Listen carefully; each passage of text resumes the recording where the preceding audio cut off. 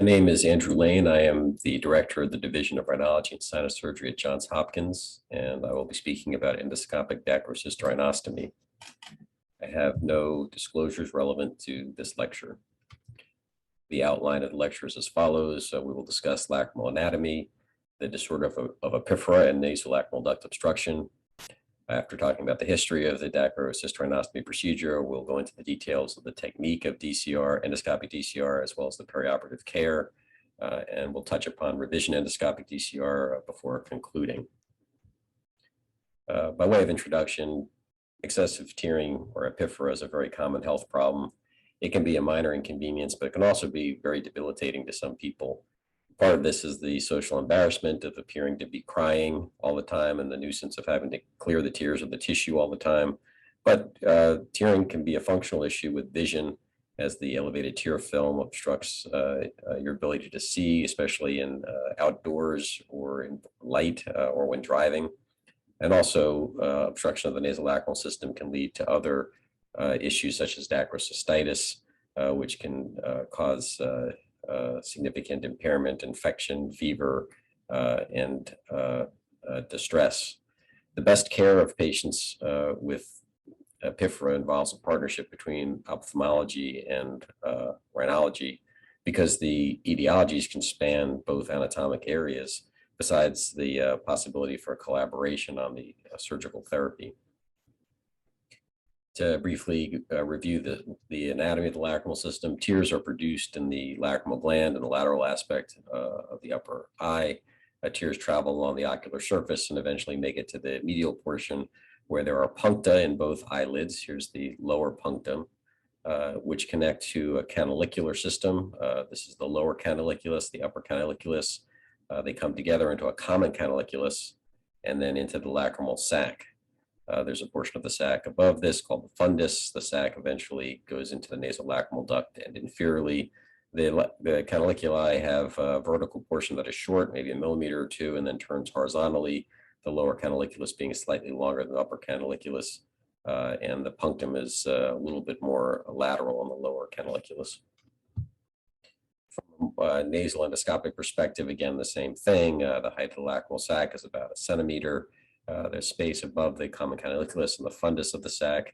The lacrimal duct extending another 1.2 centimeters and then into the valve of Hassner. From an endoscopic perspective, the most important thing to note is that the sac is above the insertion of the middle turbinate and is anterior to it. So because the sac extends about 8 to 10 millimeters above the insertion, that the surgery needs to extend that high to make a complete opening. And then the duct runs along the maxillary line, sort of in a inferior and posterior direction. Getting into the details of epiphora, the main point to make is that everything that tears is not nasolacrimal duct obstruction. There are a variety of different causes. Patients are typically evaluated by ophthalmology first to identify the etiology, which frequently is confined to the eye. But if nasolacrimal duct obstruction is diagnosed, hopefully there's referral to otolaryngology to assess for contributing intranasal pathology, such as a deviated septum, nasal masses, sinonasal inflammatory disease, infections, or granulomatous diseases that might be contributing. The differential diagnosis is somewhat broad. In many cases, it has to do with the position of the lid. Sometimes there can be obstruction in the proximal part of the collecting system in the punctum and canaliculi due to a variety of causes that I'm going to present in a minute. There can be ocular irritative factors causing increased tearing. Headache syndrome, such as a cluster headache, causes increased tearing, and then finally nasolacrimal duct obstruction. And we'll get into more detail now about that. To review the causes of epiphora from a ophthalmologic perspective, appositional abnormalities of the lid and poor pump function are very common, particularly in the elderly. It's very important to have close apposition of the lid against the globe in order to have adequate tear balance and propel the tears to the medial surface. So in a situation where the lids are very lax, you may not see any of the tears making their way to the medial canthus. There's a pump mechanism involving contraction of the orbicularis muscle, which creates a negative pressure that draws the sacs in. And then when the lid opens up, it draws the tears in. When the eyelid opens, the muscles relax and then that allows positive pressure to force the tears further into the duct. So any problem with eyelids, laxity, ectropion, entropion, punctal eversion, all those things can lead to problems with tear movement. And as I mentioned briefly, ocular surface disorders can cause increased tear production, such as dry eye, chronic blepharitis, trichiasis, allergic conjunctivitis, exposure keratopathy. All these things will lead to increased tearing. Primary causes of increased tearing are rare, but it is possible to have neurogenic hypersecretory disorders, either from compression of parasympathetics or aberrant regeneration of facial nerve branches after trauma. There can be primary dacryoadenitis, and also medications that are cholinergic agonists can also lead to increased tearing. The testing done by ophthalmologists to assess the lacrimal outflow system are as follows. The simplest test is what's called the dye disappearance test, and it's pretty self-explanatory. Fluorescein dye is placed in the eye, and you just check to see if it disappears. If it does, then the system is patent functionally and anatomically. If it does not go down, then there are other tests, the Jones 1 and the Jones 2 test, which I'll describe, which involve looking in the nose to see whether the dye comes out, and then irrigation of the lacrimal system, again, assessing whether there's a passage of the dye into the nose.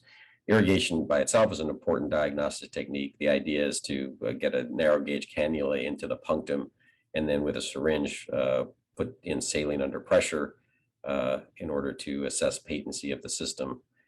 Finally, you can inject things besides saline if you're going to do a contrast study. So technetium or lapiodol can be used for doing dacryocystogram or dacryocystogram.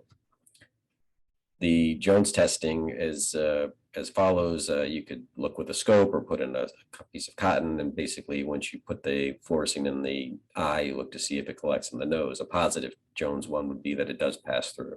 That means you have a normal system. If the dye does not pass into the nose, then there could be different reasons for this. It could be that the dye is making it into the lacrimal sac, but there's obstruction distally in the duct, and that's why it doesn't get through. Or it could be that the dye never makes it to the sac, which could be due to proximal stenosis, or it might be due to a functional problem with the pump mechanism with the lids. So if the Jones 1 test is negative, you move on to a Jones 2.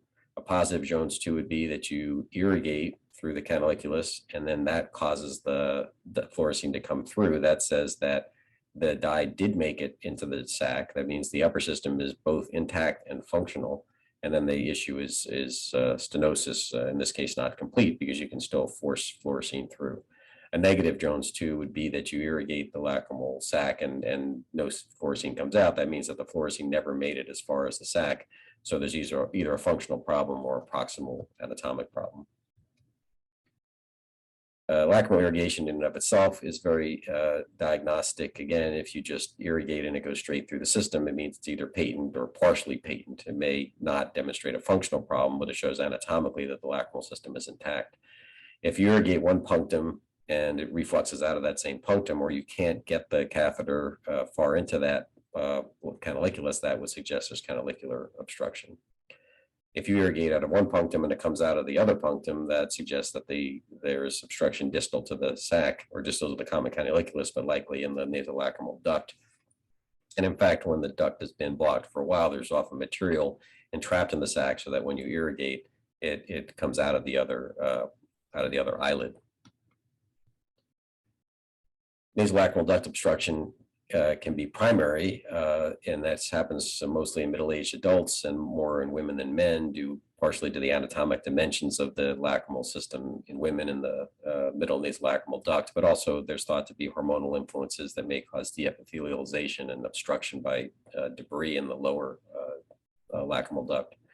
Secondary nasolacrimal duct obstruction has no sex or age predilection, and I will now talk a little bit about that. Causes of duct obstruction may be tumors. They can arise anywhere in the lacrimal drainage system. They're uncommon. Here's an example of a lymphoma in the lacrimal sac, but they can arise in any portion of the system. They can spread. Tumors can spread from nearby tissues. That's more common, or create a mass effect. So eyelid cancers, spread of sinus or nasopharyngeal tumors into the lacrimal system. Metastasis directly to the lacrimal system is rare. It has been reported, but it's very rare. Other causes that are not neoplastic would include trauma. Iatrogenic trauma would be from lacrimal probing or sinonasal surgery. Non-iatrogenic trauma might be a blunt or sharp injury, commonly involving the canaliculus or lacrimal sac or the duct with facial fractures. Inflammatory etiologies, certain eye drops can cause inflammation, radiation, systemic chemotherapy, granulomatous diseases like granulomatosis with polyangiitis or sarcoidosis, autoimmune diseases all can cause inflammation of the lacrimal system. The duct can be blocked mechanically by foreign bodies, such as dacroliths or casts or infection, particularly with yeasts. And then, as I mentioned, with tumors, you can have external compression, but not just tumors, also nasal foreign bodies or sinus mucoceles can compress the lacrimal system. I touched upon the radiology. You can do conventional dacrocystography with Lopiodol. You inject the dye into the lacrimal system and then get a plain film. And here you can see on the patient's left side a patent system, whereas on their right, there's no passage of dye into the nose. This is another, basically the same study with the passage of dye on the left, but not on the right. And then using technetium to do a radionuclide study. Similar, an obstructed side versus a patent side will appear. This doesn't give you any knowledge about the cause of the obstruction. It just is another way of assessing patency. The two studies are a CT scan and MRI will give you more information. These are complementary studies. CT better for the bony details of bony erosion, whereas MRI is going to give you more soft tissue information about solid versus cystic or extension into adjacent structures. And in contrast, in these studies is helpful for neoplasms or for complex inflammatory or infectious causes. The history of endoscopic DCR is interesting. DCR itself as a general procedure was developed over a century ago. The external approach was described by an Italian rhinologist, Todi, in 1904, with basically the same technique that's used today, lifting the lacrimal sac, perforating the bone, and trying to maintain some intact mucosa. Caldwell proposed doing endonasal DCRs in 1893, but while the external DCR became well established with very stable outcomes, 90-95% in the best hands, typically ophthalmologists, the early attempts to do it endonasally, also typically by ophthalmologists, was not nearly as successful. The success rate was 55 to 90% has been reported. But when the endoscopic approaches became more refined, as discussions in the late 1980s and early 1990s 90s by Ralph Metzen and others really demonstrated the feasibility of this approach, and eventually comparable results were obtained to the external technique by better appreciation of the anatomy, better technique, understanding where the middle turbinate is relative to the lacrimal sac, and especially how high the lacrimal sac extends and the importance of complete marsupialization in order to get good results. But at this point, the endoscopic DCR is the same success rate. Perioperative or preoperative care for DCR is very similar to endoscopic sinus surgery. You want to have the patients avoid anything that may increase the risk of bleeding, such as anticoagulant drugs or supplements that have anticoagulant properties. Any acute or chronic sinonasal inflammatory disease should be controlled as best as possible and optimized with appropriate medical therapy. And then, as with any surgery, the patient should be informed of the risk and benefits, and particularly give an understanding of the need for post-operative debridement and discussion about a period potentially of lacrimal stenting. Preoperative imaging for DCR, oftentimes this will be done anyway in the evaluation for tearing, but I think it's important to have a CT scan to evaluate for such things as sinonasal inflammatory disease, as is present here in the left image, also the thickness of the bone that will need to be removed in doing the endoscopic DCR procedure. Sometimes this can be substantial, and also understanding the position of the nasal septum. It's very, very critical to address the septum if you're performing a DCR on a side that's narrow, because it will affect access for surgery and limit postoperative care if not addressed. The procedure itself is, again, set up very similar to endoscopic sinus surgery. It's done under general anesthesia. Typically, the head of bed will be elevated, some mild hypotension to reduce the risk of bleeding. use of topical decongestants to also to limit bleeding. The sites of the incision can be injected with local anesthetic with epinephrine. The procedure is often described with the raising of mucosal flaps. Some people just remove the mucosa overlying the bone. The important part is you need to expose enough bone to maximize the ostium size and to preserve, you want to preserve as much mucosa surrounding the DCR as possible so that there's not as much exposed bone at the end of surgery. Although a mucosal flap is presumed to aid in healing, there really is not good evidence in literature that it's critical, at least to the long-term success. But in the short term, there may be less crusting and perhaps less granulation when flaps are used. The most commonly described flap is a posteriorly based flap. This will expose the lacrimal bone and the frontal process of the maxilla. The key point is making the incision about 6 to 10 millimeters above the anterior attachment of the middle turbinate, extending forward another 8 or 10 millimeters, and then swinging down along anterior to the maxillary line and then back towards the middle meatus. This flap can then be placed between the middle turbinate and the septum, leaving wide exposure of the bone and keeping the flap out of the way of the powered instrumentation that will be used during the surgery. The one downside of the flap is that, of course, once the ostium is created, you can't put the flap back down over that. So the flap will need to be trimmed into an upper and lower limb in order to preserve the ostium. Here's an example of raising the flap. Different knives can be used. This is using a sickle knife. A ophthalmic knife is also nice because they tend to be somewhat sharper than the average sickle knife that's been used over a period of years. Once the flap is elevated inferiorly, it can be divided with a scissor so that it can be reflected immediately and out of the way. And this exposes the bone that will need to be removed in the procedure. With respect to the flap, here's an example of the flap being laid back down again after placement of stents, and you can see that the upper limb and the lower limb reach around, but they do not get to the anterior part. This is where typically there'll be exposed bone. So in the early healing, this is probably a couple of weeks out from the surgery, the ostium is healing well, the flaps have sealed down, but this bone will take some time to completely mucosalize. There are other flap designs. I prefer to use an anteriorly based flap. Also, superiorly based flaps have been described. This is the work from Dr. Blyer and his group, Mass Eye and Ear. And I use a variation of this where the flap is pedicled anteriorly. The only important part about this is to make sure that these incisions inferiorly and superiorly extend far enough so that the flap is out of the way of your powered instruments and suction, and not being sucked up every time you pass the instruments beyond them into the nose. So this is an ophthalmic crescent knife being used to make the incisions, a nice sharp instrument, disposable instrument. Then the flap can be elevated with a coddle posteriorly, and then anteriorly, this is that flap. You really want to get it anterior enough so it's out of the way.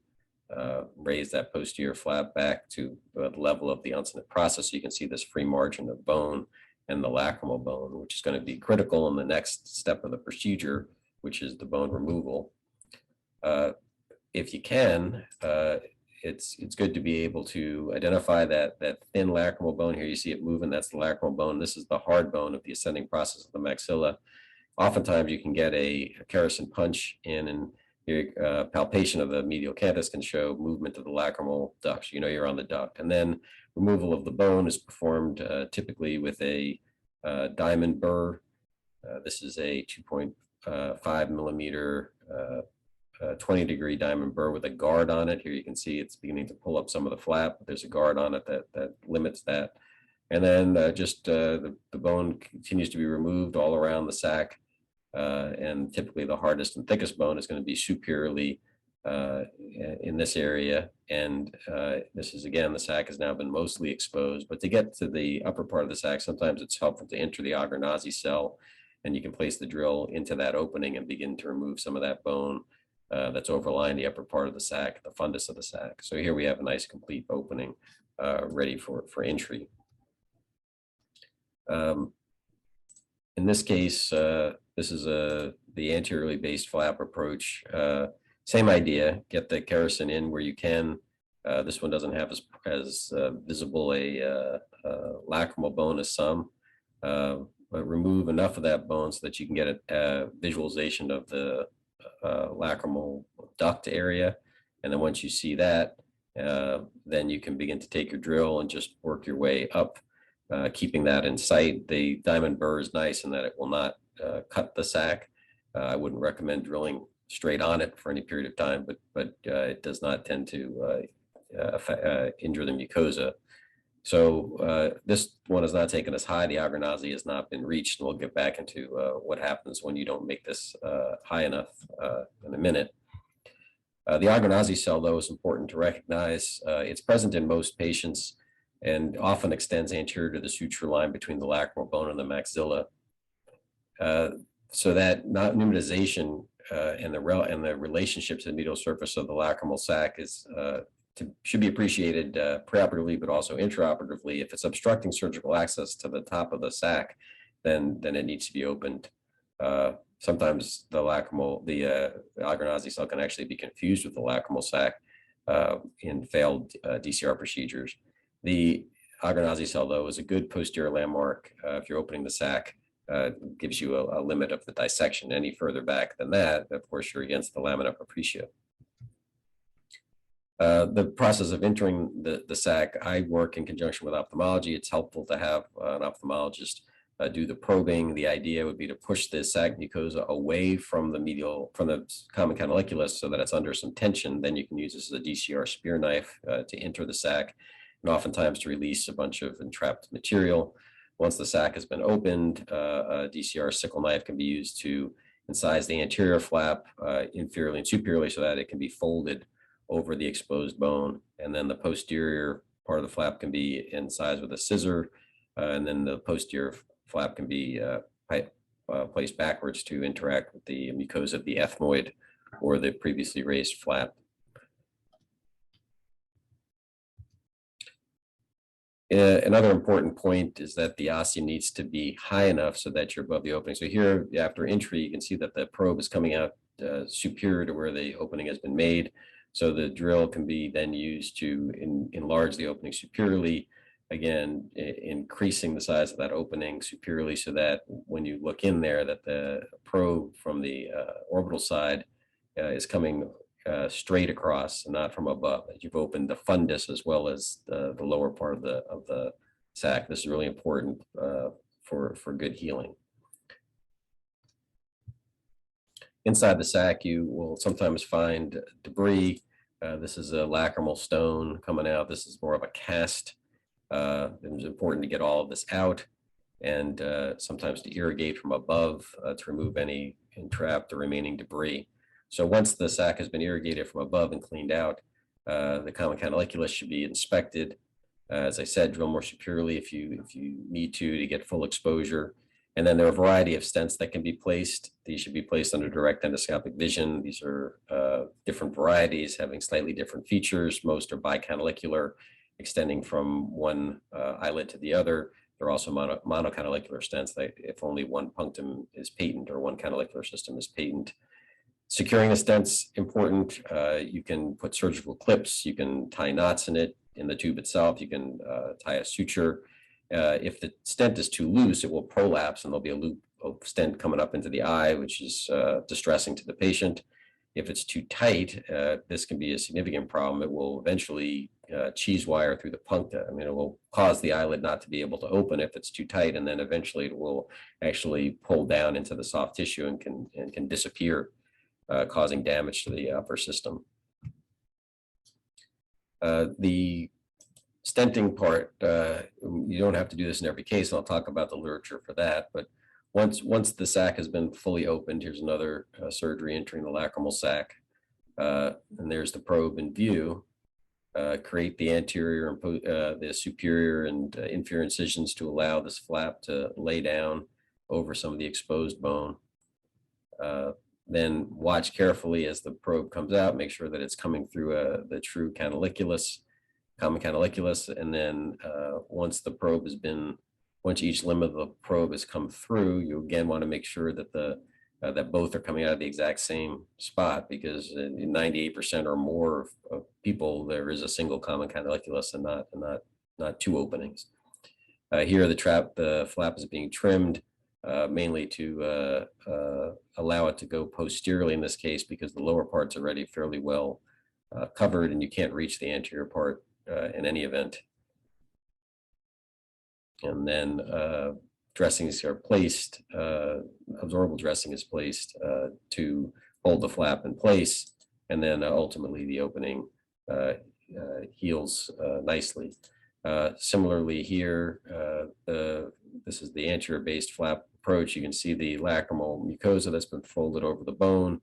The stents are pulled through. The ophthalmologist, in my case, will make a knot with silk that will hold it in position, not too loose and not too tight. And once the stents are shortened, you can see in this case how there's nice apposition between the lacrimal sac mucosa and how this flap extends and covers basically all of the exposed bone. The absorbable dressing can be helpful to hold the mucosal flaps in position. And then when you see these patients back, this is only a 1 week post-op, but there's already very good healing in this situation without the exposed bone and with good apposition between the nasal mucosa and the sac mucosa. Here's this suture at just a perfect position with basically within the lacrimal sac. I want to just emphasize again about the importance of watching the intubation endonasally. Here you can see the skewering of the mucosa by this probe. The ophthalmologist doesn't really have any way to know that this is happening, but if you pass a stent through this and leave it there, you're going to have irritation, possibly granulation tissue, and poor healing. So under guidance, visualization, working together with the ophthalmologist, you can get the stent to pass through unimpeded, and this will be a much better surgical result. I would recommend looking at this article. It came out in 1999 from the ophthalmologist here regarding how to do a technique to get that stitch in that perfect place, that the stent is neither too loose nor too tight. Having said all this about stenting, routine stenting actually has not been shown to improve the success rate. And overall, endoscopic DCR enjoys high 90s basically percent success. It may be beneficial in external DCRs where the mucosal control is much less. Certainly, there's a role for stenting if there's obstruction proximally, either in the canaliculi or the puncta. Therefore, in that way, the stent will hold that open and maybe allow it to heal in an open position. And I think in revision cases, it's nice to place the stents. But the trade-off with stenting is that the stents become irritative. They can cause granulation tissue and foreign body reaction. So my compromise has been to keep it in as short as possible, really until it looks like it's healed. Basically at 2 weeks seems to be a good time, but usually the second post-operative visit is a good time to take out the stent.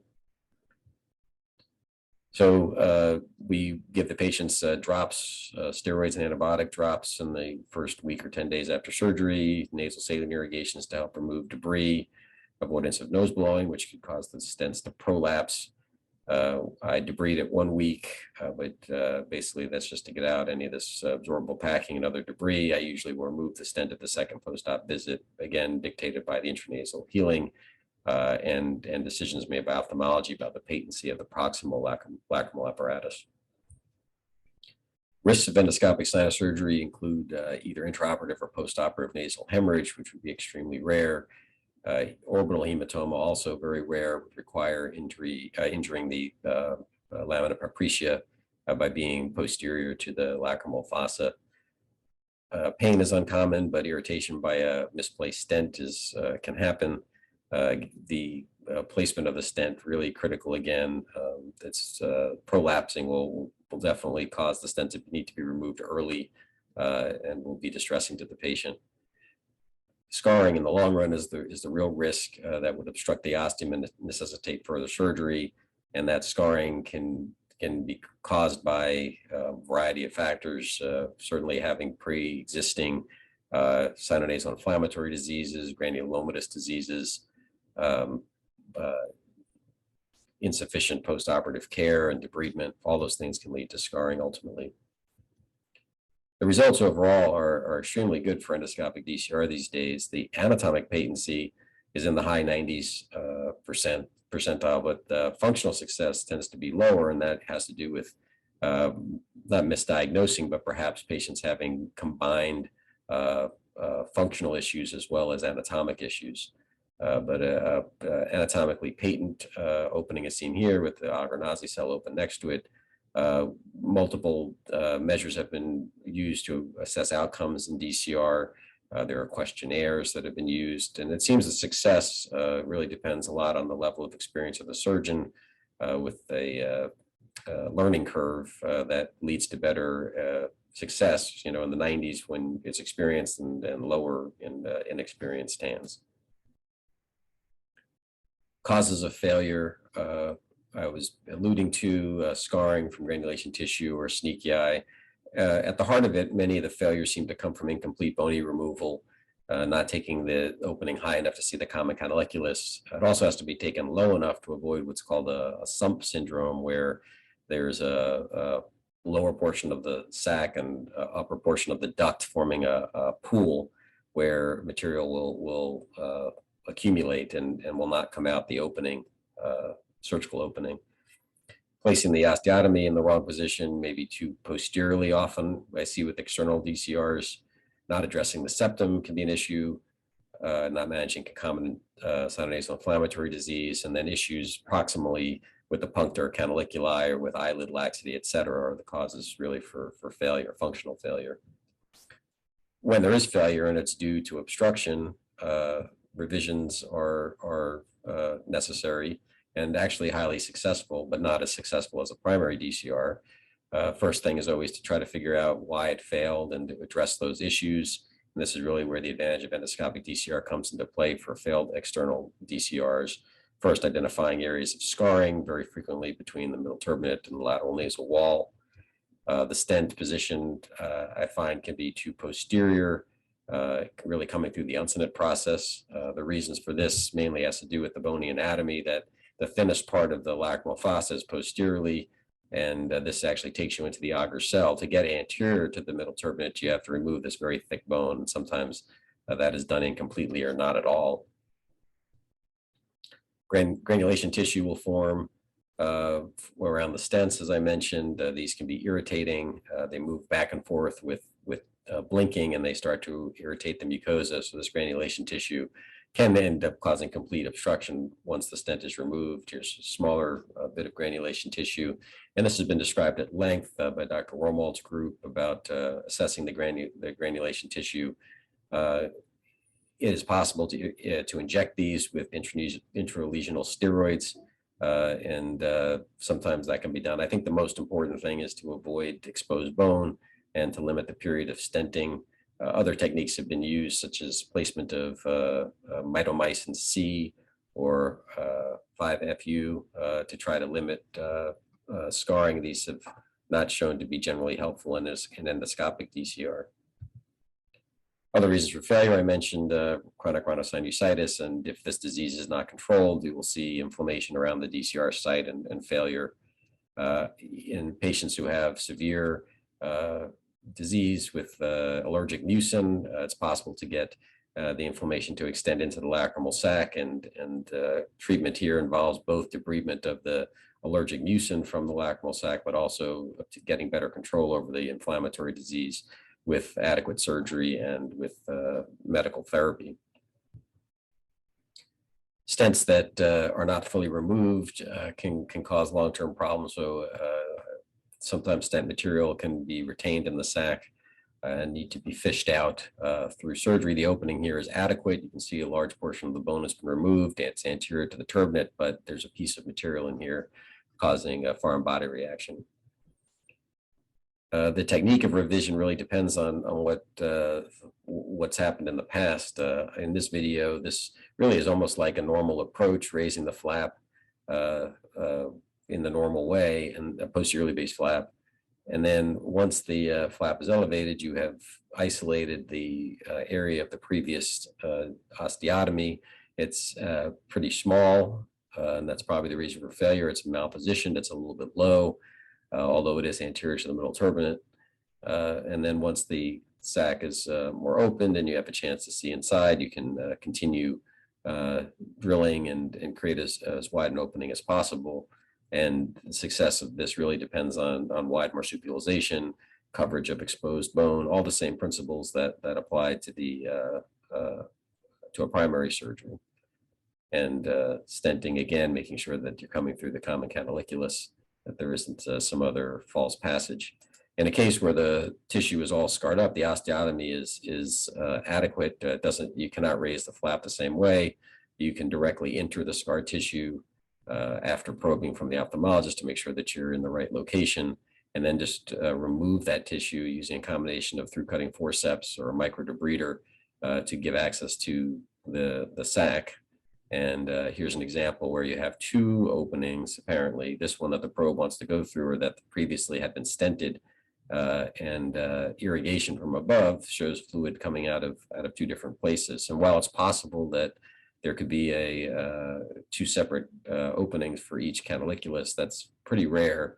And just looking at it, this appears to be more of a tear. It's being reopened by the probing from above by the suction catheter. But this is the true opening. Just the appearance of the mucosa demonstrates that, and placing both stents to the true opening is going to lead to a better outcome for this patient. So in conclusion, epiphora has many causes, including nasolacrimal duct obstruction. And endoscopic DCR is effective as a surgical technique for managing nasolacrimal duct obstruction and also for revision of failed external DCRs. The keys to success really include the knowledge of the anatomy, creation of a large, appropriately positioned DCR ostium, and then meticulous treatment of the mucosa, both the lacrimal sac mucosa and the area of the common canaliculus, as well as the nasal mucosa, with the goal of limiting exposed bone. And key points, the management of epiphora has to be a collaboration between a rhinologist and an ophthalmologic surgeon. The ophthalmologist has to confirm that this is truly a nasolacrimal duct obstruction issue and not something more proximal prior to performing an endoscopic DCR. The assessment of the lacrimal sac bone anatomy in relationship to the Agranási cell is important to do on preoperative CT imaging if available. Within surgery, maximizing the bony ostium size, particularly superiorly, so that the common canaliculus can be easily visualized, and avoiding a sump syndrome, and also minimizing exposed bone at the conclusion of surgery. And there is a very high rate of success, both for primary and for revision endonasal DCR, endoscopic DCR. I would just point towards some reading materials about this topic. The history of DCR is interesting. There are a number of papers, including some of the initial papers from Dr. Metzon's group, Dr. Romal's group. The anatomy and surgical technique has been described at length in different areas, different journals. Outcomes also described at length in multiple papers with different variations on technique. The outcome measures that I briefly touched upon have been described in literature. Reasons for failure, discussions of revision, DCR, the role of stenting and why it's not necessary, and then these adjunctive procedures relating to granulomas and steroid injections, mitomycin C, etc. And that's it. Thank you very much for your attention.